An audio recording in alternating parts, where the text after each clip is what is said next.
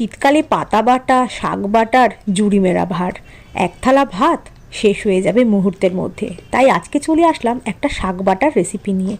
সর্ষে শাক বাটা, সর্ষে শাকগুলোকে ভালো করে আমি ধুয়ে নিয়েছি, ভালো করে রাফলি কুচিয়ে নিয়েছি। আর ফোড়নে দেব হচ্ছে কালো জিরে, কাঁচা লঙ্কা আর রসুন দিয়ে ভালো করে একটু নাড়বো। নাড়ার পরে শাকগুলোকে দিয়ে দেবো, দিয়ে নুন দেব আর একটু হলুদ দেব, দিয়ে একটু ঢেকে দেব।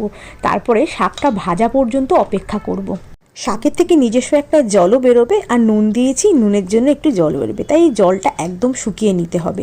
শুকিয়ে নেওয়ার পরে এই দেখো জল কিন্তু শুকিয়ে গেছে, তো আমার ভাজাও হয়ে গেছে। এবার শাকটাকে নিয়ে মিক্সি বোলে দিয়ে ভালো করে পেস্ট করে নিতে হবে। যদি শিলনোড়ায় বাটা যায় তাহলে তো আরও ভালো হবে খেতে।